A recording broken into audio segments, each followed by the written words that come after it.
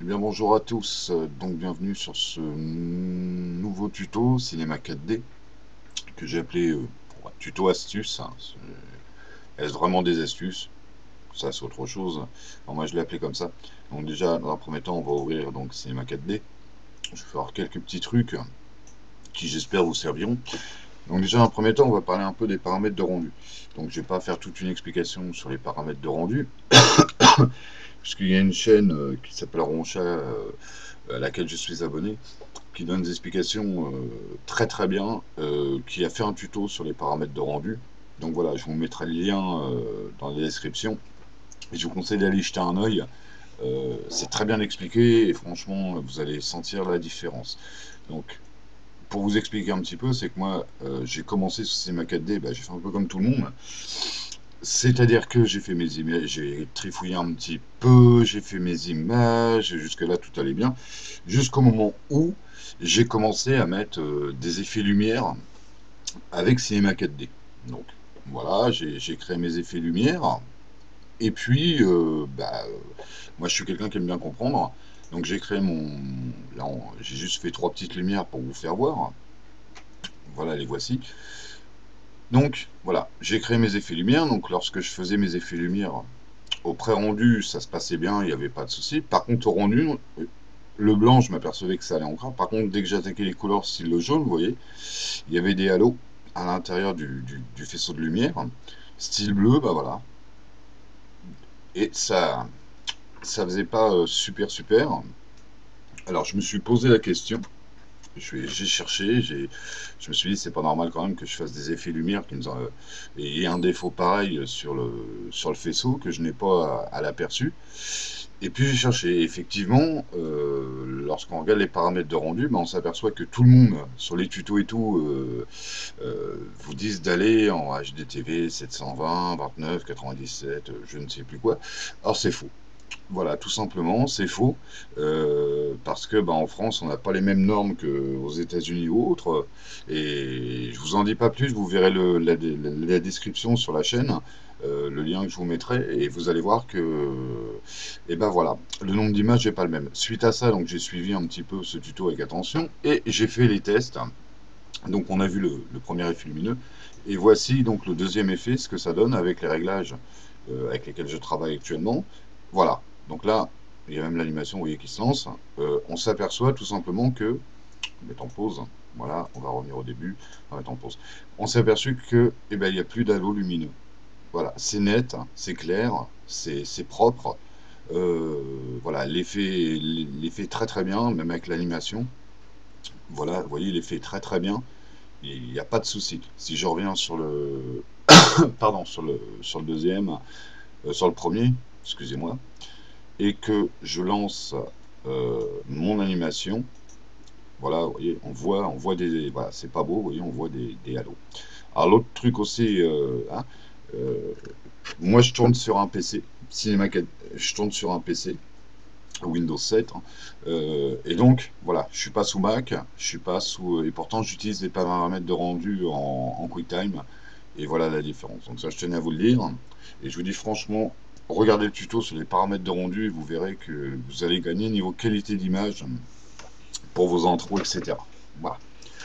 Deuxième petit truc. Donc, j'ai toujours pareil, en cherchant un petit peu tout, je me suis aperçu un truc, donc il y en a peut-être qui connaissent, je ne sais pas, hein. Moi, je vous fais voir ce que j'ai vu, et je ne vois pas souvent sur les tutos d'ailleurs, donc c'est pour ça que je l'expose sur le mien. Voilà, on ouvre notre vision 4 vues. Je vais ouvrir celle-ci. Alors, bon. Et puis, donc, je suis allé sur Google, hein, et puis j'ai téléchargé une image. Et je me suis aperçu, en fin de compte, que lorsque on utilisait la vue, donc avant, voilà, comme ceci, on l'ouvrait, la vue avant, on pouvait tout simplement, bon là j'ai pris un truc simple, après c'est à vous d'exploiter, hein, vous ferez des essais, on pouvait carrément donc venir ici, insérer une image, voilà, directement, je glisse et je place mon image directement sur le plan de travail, voilà. Et alors moi je travaille sur deux écrans, donc c'est pour ça que l'image, voilà, elle arrive comme ça, mais en fin de compte j'ai un deuxième écran où j'ai une fenêtre d'ouverte qui me permet de glisser, déplacer mon image, voilà, tout simplement. Et ensuite, eh ben, je me suis aperçu qu'il suffisait de prendre, mettons, on va dire une spline. En l'occurrence, on peut prendre euh, non, pas la linéaire, voilà, tout simplement. Et qu'on pouvait tout simplement, voilà, suivre les contours d'une image. Hein. Donc c'est, lorsqu'on veut faire quelque chose, c'est, comment dirais-je, c'est assez pratique. Hein. Voilà, je vous dis, j'ai pris une forme assez simple pour la démonstration. Hein. Après, vous pouvez essayer, bien sûr, avec d'autres formes. Hein. Alors voilà, donc on fait le contour de notre poisson qui est un bar de mer, bien sûr. Euh, voilà, on fait le contour grosso modo. Après, on peut également faire les détails. Hein. Donc là, je vais, hein, c'est vraiment la démonstration. Donc voilà, c'est un truc que j'ai trouvé récemment. Voilà. Donc ensuite, en zoomant un peu, bon, on peut bien sûr réduire. Si je reviens là, je reprends ma spline.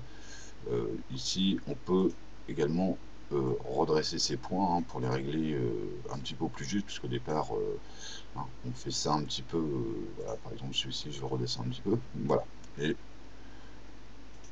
voilà. Donc là, j'ai une forme approximative. Hein.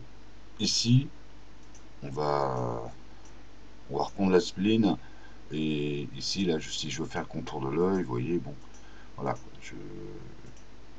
grossièrement, hein. Après, il y a d'autres splines. Voilà, je fais mon contour d'œil. On va pas faire tous les détails. Donc voilà, donc quand je repasse en vue, là vous voyez j'ai deux splines, puisque j'en ai fait une pour l'œil, donc j'ai deux splines. Lorsqu'on passe en vue, voilà ce qu'on obtient.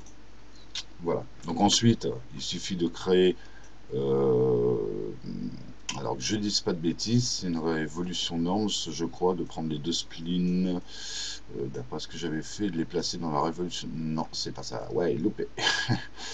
Ok, d'accord. Donc on va enlever les splines, pardon. On va enlever ça. Je l'ai testé donc vraiment une fois. Donc, c'est pas l'hypernorms, je ne pense pas. Non, non. Hop là. Ouais. Cool.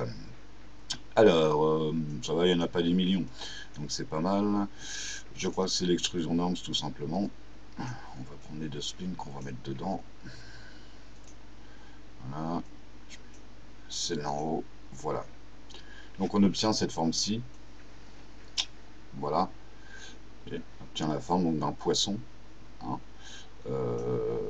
Donc après, bien sûr, bon, on peut améliorer tout ça. On peut au niveau des réglages, norms, faire un couvercle biseau, vous voyez, selon la forme. Alors là, pour un poisson, voilà. Mais c'est là, voilà, tout simplement, ça peut être utile lorsqu'on fait certains trucs pour reprendre déjà le contour de l'image.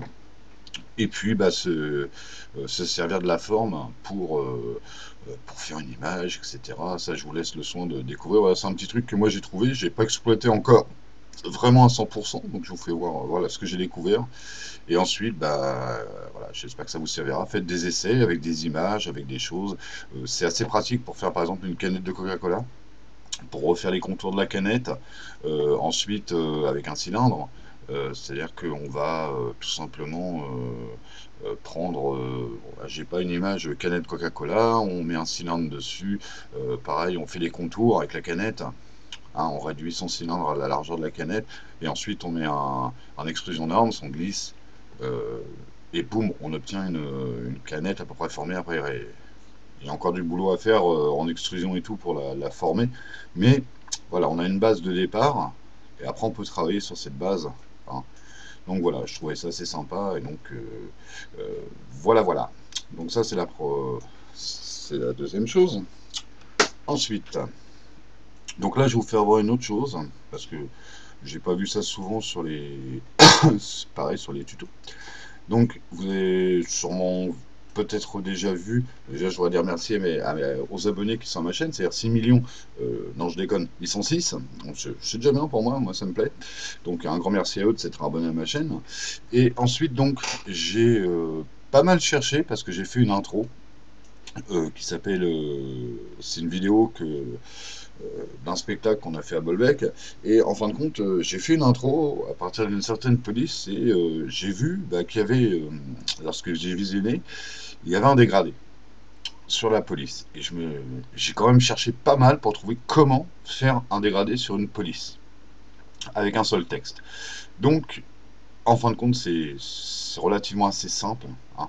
Là, on va prendre un texte. Donc, voilà, on va le mettre comme ceci, hein. On va réduire un petit peu. Donc on reprend le mot texte normal dans objet, hein. Vous mettez votre texte habituel, hein. Marqué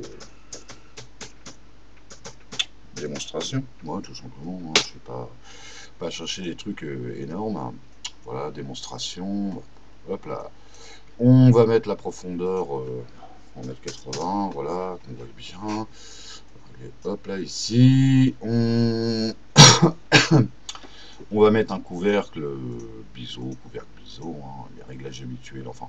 Ça, après, vous faites comme vous voulez, on peut mettre un couvercle et biseau ici, et un couvercle uniquement ici, hein. On peut jouer avec la forme des biseaux aussi, voilà. Par exemple, si j'augmente ici, voilà, vous voyez, on va avoir une intensité qui va se faire.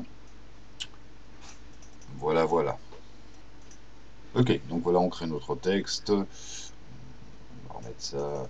On peut faire les réglages, de toute façon, il n'y a pas de... Selon, vous voyez, là, c'est derrière que ça se produit, hein, etc. Moi, je laisse... voilà. On va laisser 1. Voilà, ça n'a pas beaucoup d'importance. On est sur l'objet, donc on va sélectionner notre police. Donc, je vais en prendre une... pardon, assez carrée pour la démonstration. Voilà, Batman Forever, hein. Hop, hop, voilà. Donc là, nous avons notre texte, bien sûr, normal, hein, mon texte. Il n'y a pas de souci. Donc ensuite, nous allons créer notre structure. Et puis cette structure, donc, nous allons venir, je vais mettre cette fameuse couleur. Donc nous allons arriver dans couleur. Nous allons venir sur dégradé. Donc cliquer sur dégradé. Ici, par exemple, je vais mettre orange, comme j'avais fait à peu près sur mon intro. Et pardon, ici, je vais mettre jaune.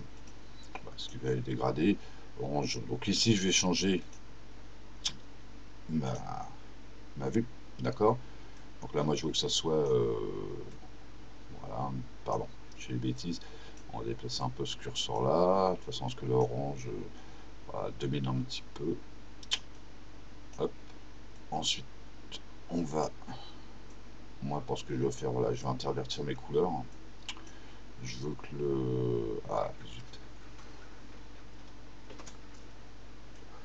je veux que l'orange soit en haut et pas en bas. Voilà, donc là, on va essayer de faire un dégradé, quelque chose de quoi.